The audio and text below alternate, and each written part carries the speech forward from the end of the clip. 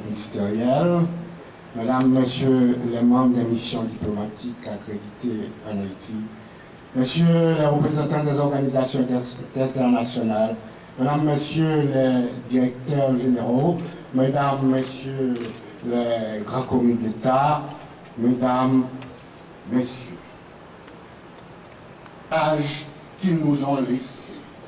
Combien de fois nos héros se sont-ils retournés dans leur tombeau en contemplant le visage pitoyable de ce pays naguère si florissant, mais aujourd'hui tombé en décrépitude, bon dernier dans les Amériques, en queue de peloton à l'échelle mondiale, malgré ces 2 siècles et plus d'indépendance. Nous les imaginons qui, du fond de leur néant, pointent un index accusateur vers les responsables de ce fiasco. Comme nous l'avons déjà fait dans une circonstance pareille, nous allons promener nos regards à travers l'histoire pour fixer les responsabilités. Mais cette fois, déférant au conseil ou remontrance d'un historien de la place, qui, soit dit en passant, semblait vouloir nous reprocher de marcher sur ces plates-bandes, nous ne sortirons pas du pays. On nous a rapporté l'image d'une Saint-Domingue riche et prospère, perle des Antilles, pourvoyeuse de l'économie française, quoique au prix de la sueur et du sang de nos ancêtres, inondant la glèbe à laquelle ils étaient attachés. Ce joyau fut malheureusement ruiné par les incendies allumés au cours des luttes pour la liberté des esclaves. Après l'indépendance, nos premiers gouvernants, mis à part Henri Christophe dans le royaume du Nord, loin de conserver le système des grandes plantations qui avait fait la fortune de la colonie, entreprirent de les morceler en parcelles distribuées aux militaires et civils proches du pouvoir. En plus de cela, l'ancien esclave répugnait à travailler pour les autres, car pour lui, c'était encore l'esclavage. Alors, adieu, manufactures sucrières, cotonneries, indicoteries, caféières et autres cacaroyères. C'est le début de la dégringolade de notre économie. La mort de roi Christophe en 1820 lui asséna le coup fatal, car à partir de cette date, les exportations déclinèrent rapidement. Les gouvernements successifs sont alors constamment aux prises à des difficultés de trésorerie. Les retards s'accumulent dans le paiement des employés publics. Il faut recourir à des emprunts intérieurs consentis à des taux usuraires. Des dépenses somptuaires occasionnées par les sacres des rois et empereurs, ajoutées aux allocations et dotations généreuses attribuées aux princes et princesses, creusent le déficit public. Les guerres civiles, cause de la baisse des recettes de l'État, apportent leur lot de dépenses, puisqu'il faut nourrir et payer les soldats. Les chefs de guerre s'endettent auprès des commerçants, promettant de les faire rembourser par l'État quand la révolution triomphera. Il faut aussi, sous la menace des canons, satisfaire les revendications se chiffrant des sommes astronomiques des commerçants étrangers dont les magasins ont été la proie des flammes ou pillés par la populace jointe aux guerriers vainqueurs. La gourde, notre monnaie nationale, plonge. Il en faut 3000 pour $1 américain sous le président Salnave. Alors, on contracte un large emprunt extérieur, garanti par les droits de douane à l'exportation, permettant, après déduction des courtages pots de vin, de liquider les dettes de l'État. D'autres fois, c'est la consolidation des diverses petites créances en goût de dévaluer, remises contre des effets payables en dollars américains.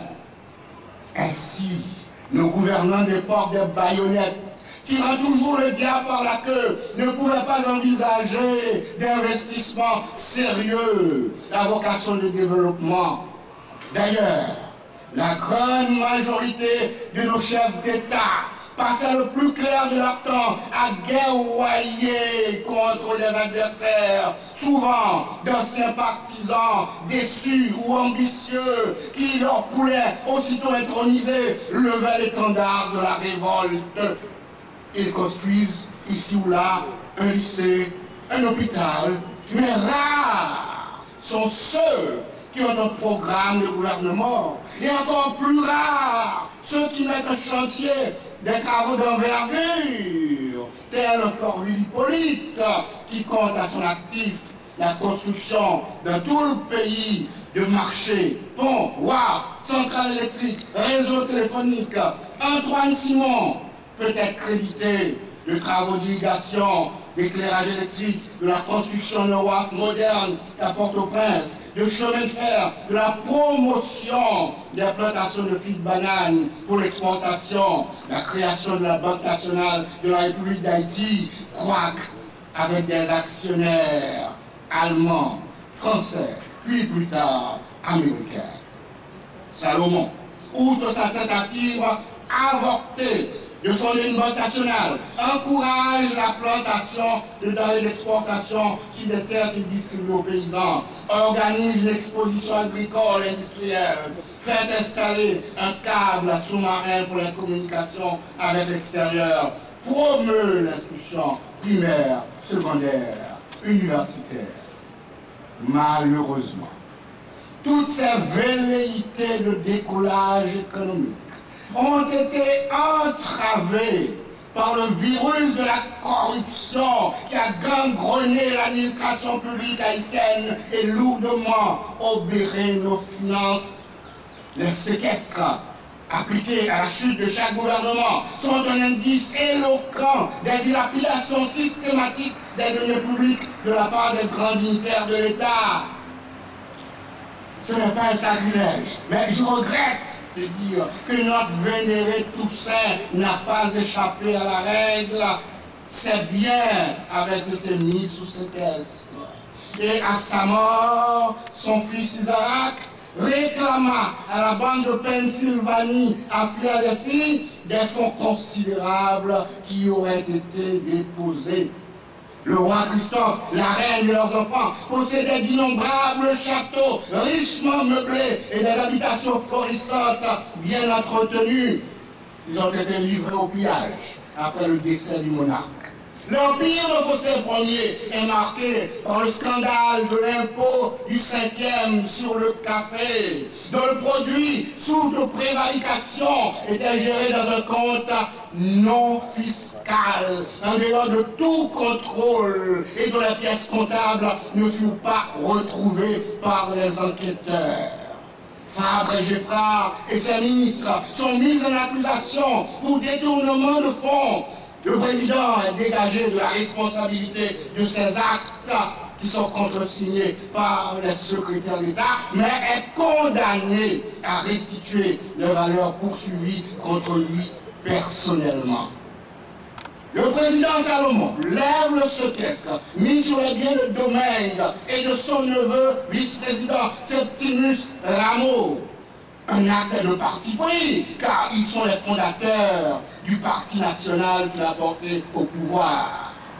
On leur avait reproché une escroquerie réalisée à l'occasion d'un emprunt de 50 millions de francs, dont un certain pourcentage avait été réservé à Septimus Rameau pour des œuvres de bienfaisance qui n'avaient jamais existé. Salomon lui-même avait été accusé d'avoir tiré de la caisse publique plus de 700 000 goudes pour des dépenses injustifiées.